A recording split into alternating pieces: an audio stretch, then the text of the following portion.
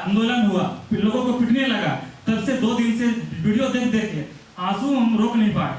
तब हमको लगा कि अभी वक्त है, हम दिल्ली नहीं जा पाए, लेकिन हम यहाँ से उस लोगों के साथ में खड़ा होना हमारा कर्तव्य है। देशभक्त होने का मतलब ये नहीं कि हम किसी पार्टी को हम बचाएं। देशभक्त होने का मतलब ये है कि हम गलत के साथ उसका विरोध करें और हम सत्य के साथ खड़ा हो।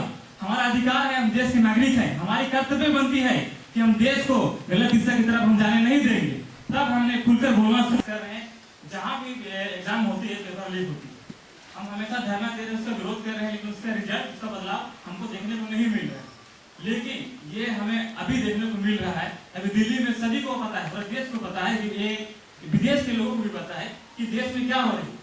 लेकिन अपनी आवाज को हमने क्या मांगा, लड़के क्या मांग रहे हैं, बस अपना अधिकार मांग रहे हैं। क्या हमको अधिकार नहीं है कि जो ट्रांसपेरेंसी हमारी एग्जाम हो, पारदर्शिता एग्जाम हो, हमारे देश की उसी को मांग कर रहे हैं, लेकिन सरकार नहीं सुन रही है इसकी आवाज को।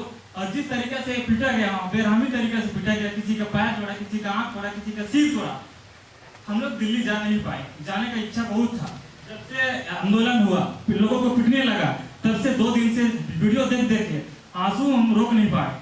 तब हमको लगा कि अभी वक्त है, हम दिल्ली नहीं जा पाए, लेकिन हम यहाँ से उस लोगों के साथ में खड़ा होना हमारा कर्तव्य है। देशभक्त होने का मतलब ये नहीं कि हम किसी पार्टी को हम बचाएं। देशभक्त होने का मतलब ये है कि हम गलत के साथ उसका विरोध करें और हम सत्य के साथ खड़ा हो। हमारा अधिकार है, हम देश के नागरिक हैं, हमारी कर्तव्य बनती है कि हम देश को गलत दिशा की तरफ हम जाने नहीं देंगे। तब हमने खुलकर बोलना शुरू किया। एक समय डर लगता था कि जो लोग बीजेपी का विरोध करे, सरकार के विरोध करे, तो बोलने का डर लगता था। हमारा फैमिली का बैकग्राउंड इतना अच्छी नहीं है कि हम विरोध करें। अगर हमें डर लगता था बोलने के लिए, अगर हम बोले सरकार के विरोध करें, ये लोग जेल डाल दें। हमारे पीछे बैकग्राउंड नहीं है, हमारा पापा, मेरे मम्मी कोई जॉब नहीं है, हमारे परिवार सब खेती बाड़ी करने वाले लोग हैं, हमारे भाई बंधु को कोई जॉब ना है, ना कहीं ना बिजनेस नहीं है। हमारा फैमिली बैकग्राउंड उतनी अच्छी नहीं है जो कि हम सरकार के खिलाफ में बोलेंगे। लेकिन हमने हिम्मत जुटाई, क्योंकि अभी ये वक्त है सबको एक होने का। तब से हमने सरकार के खिलाफ बोलने लगा, फेसबुक में, व्हाट्सएप में, यूट्यूब में भी बोलने लगा। तो काफी लोग थ्रेट भी करने लगे कि नहीं तुम कितना पढ़ा है। हमने बोला कि हम जानते हैं कि देश में मोदी और अमित शाह पढ़े लिखे नहीं है, लेकिन क्या बाकी बीजेपी के नेता पढ़े लिखे नहीं है क्या? लेकिन मुझे लगता है अगर पढ़े लिखे होते तो आज देश के साथ में खड़ा होते। लेकिन मुझे एहसास हुआ कि नहीं, ये लोग पढ़े लिखे नहीं है। अगर पढ़े लिखे होते तो देश के साथ में खड़े होते। मैं बीजेपी को बोला, सभी नेता बुद्धि नहीं है। हम बोले बेटा खुलिए, अभी भी वक्त है। देश को मोदी ढकेल रही है, पूरे दुनिया को बेच चुका है। आपको बेचने में इनको समय नहीं लगेगा।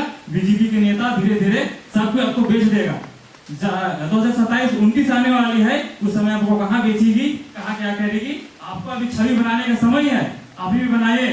हमने यही बोला कि पूरे देश जागरूक हो चुका है। आप गलत फहमी में हैं, आपको लग रहा है कि सारा पैसा ही सब कुछ होती है। जहाँ जहाँ आपकी कार्यक्रम होती है वहाँ पे आप पैसा से सभी लोगों को खरीद के लेके आते हैं बस में। लेकिन इस बार का जो हुजूम देखने को मिला दिल्ली में, वो पैसे से नहीं थे, ना किसी कांग्रेस की बुलाई थी, ना किसी सीजीपी पार्टी की थी। लोग वहाँ पे अपने गुस्सा से वहाँ पे आक्रोश हुए थे कि हमें नहीं, हमारा भविष्य का बात है। ताकि स्टूडेंट ही केवल नहीं आए थे, उनके गार्जियन, उनके फादर, उनके मम्मी पूरे घर छोड़ के उस प्रोटेस्ट में भाग लिए। लेकिन जिस तरीके से पीटा गया वहाँ पे बेरहमी तरीके से, हमने काफी रोया वहाँ पे सो के। 2 दिन से नींद नहीं आ रही थी कि हमें क्या करना है, क्या करना है। ऐसे लगा कि मैं जिंदा लाश पड़ा हूँ, क्या करना है क्या नहीं करना है। लेकिन हमने वहां से लिखना स्टार्ट किया।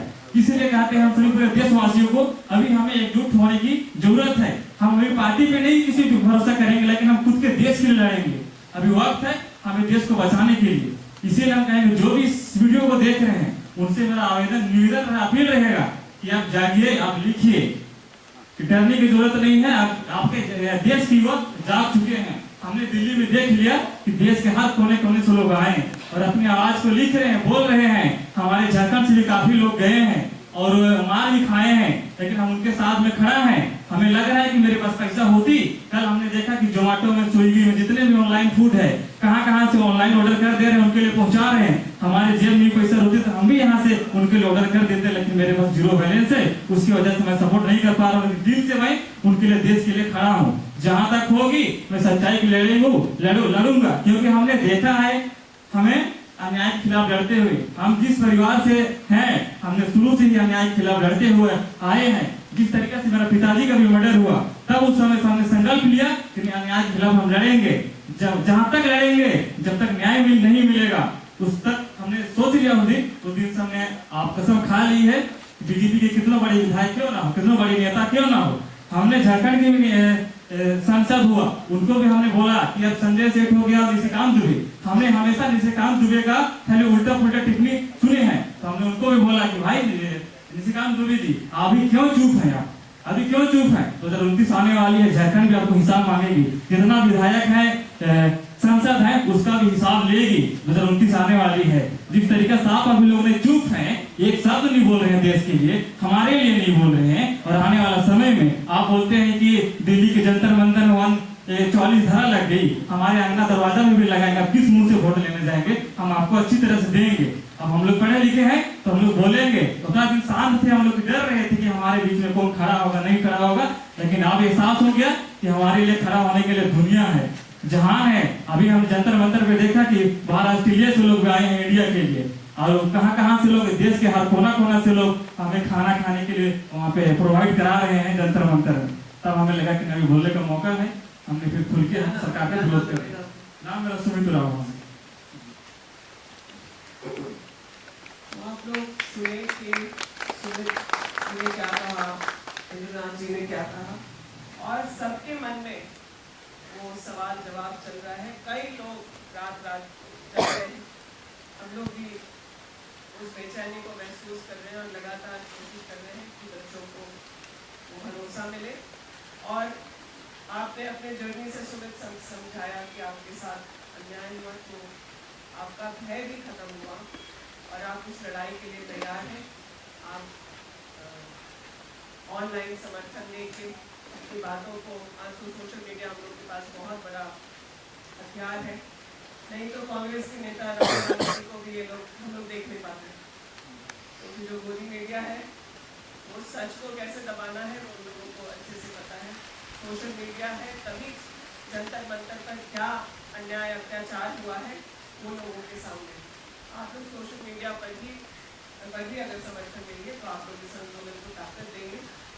और क्योंकि बात हुई आगे आने वाले समय चुनाव को लेकर के, SIR की प्रक्रिया झारखंड में चल रही, आप लोग सब जानते हैं। जितने भी आप लोग बालिग लोग हैं, यह सुनिश्चित करिएगा कि आपका वोट कोई काट न सके, क्योंकि वो षड्यंत्र भी चल रहा है। वहाँ बैठे बैठे AI से नाम में गड़बड़ी बता करके लोगों का नाम हटाने का कोशिश हो रहा है। और इसके बाद जब भी फर्स्ट टाइम वोटर्स को जोड़ने की बात होगी तो मेरा आप लोगों से आग्रह होगा कि आप लोग इसमें बहुत सम्मिलित हो, क्योंकि आज देश में जो सरकार है, जिनकी सरकार है, उनके साथ लोग नहीं हैं, ये प्रूव हो गया। ये लोग महिलाओं की सरकार बताते थे, युवाओं की सरकार बताते थे, महिलाओं को उनका 33% आरक्षण नहीं दिया है, और युवा किसके साथ है, कहाँ है, वो दिख रहा है। वो हो सकता है किसी इस पार्टी के साथ हो, विपक्ष के उस पार्टी के साथ,